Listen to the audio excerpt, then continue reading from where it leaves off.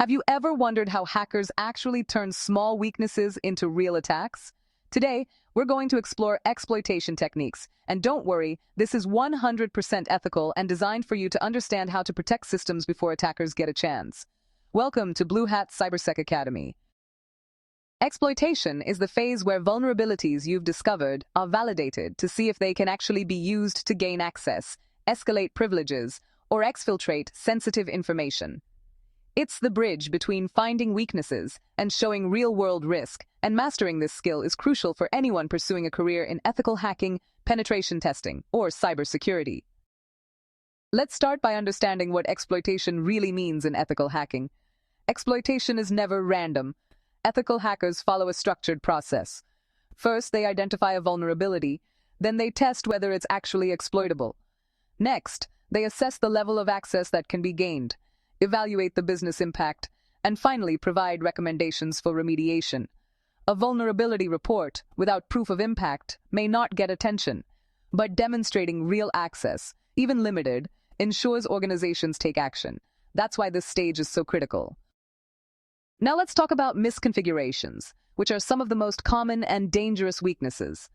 Misconfigurations don't require zero-day exploits or advanced hacking. They exist because of oversight, rushed deployments, or poor security practices.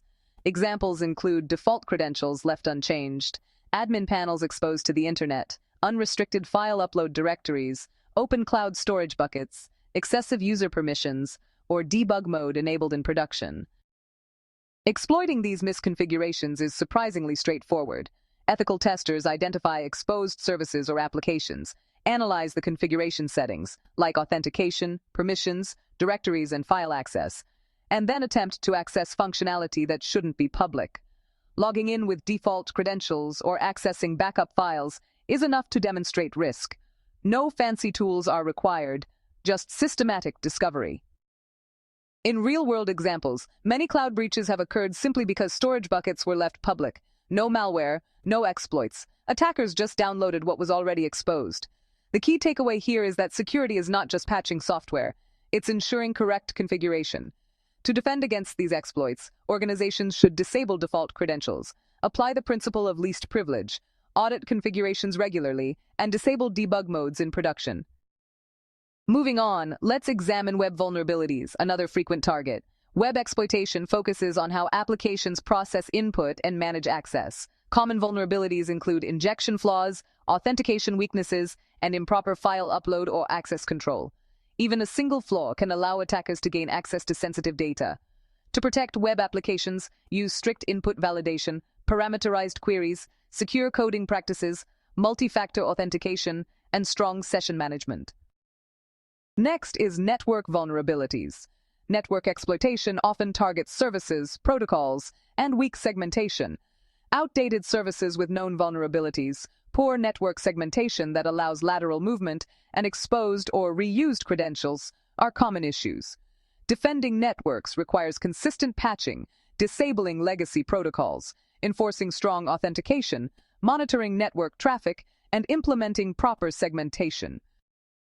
Of course, we can't overlook social engineering and the human factor, which remains one of the most powerful attack vectors. Even the strongest technical defenses can fail if humans are manipulated. Phishing emails, impersonation of trusted personnel, and psychological triggers like urgency or authority can trick employees into exposing credentials or sensitive information. Organizations can strengthen the human layer by conducting awareness training, simulating phishing attacks, encouraging verification procedures, and promoting a culture of reporting suspicious activity. Throughout all of this, it's crucial to remember the ethical boundaries of exploitation. Everything must be authorized, documented, controlled, and limited to the defined scope. The goal is risk validation, not damage. Ethical exploitation demonstrates impact responsibly, helping organizations understand which vulnerabilities are most urgent. When applied correctly, exploitation testing provides real-world insights. It helps validate security controls, test incident response, raise employee awareness, meet compliance standards, and uncover systemic weaknesses. Without exploitation, vulnerabilities remain theoretical. With it, risk becomes tangible. So, what should you take away from all of this? Exploitation is about demonstrating real-world risk. Misconfigurations are often easier to exploit than complex vulnerabilities. Web applications are high-value targets. Network weaknesses expand attack surfaces, and humans are frequently the weakest link. Strong governance, patching, awareness, and disciplined configuration management dramatically reduce exploitability. Here's a challenge for you. Can you identify 3 misconfigurations in your own lab environment that could be exploited? Which human factor risks are easiest to mitigate in an organization? And let me know in the comments, what exploitation technique would you like me to cover next? I'll be reading your answers and might feature them in the next video. Thanks for watching Bluehat Cybersec Academy.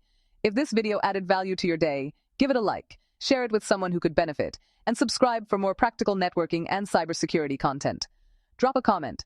We'd love to hear how you're applying these concepts in your own environment. See you next time. Stay curious, stay secure, and keep building networks that actually work.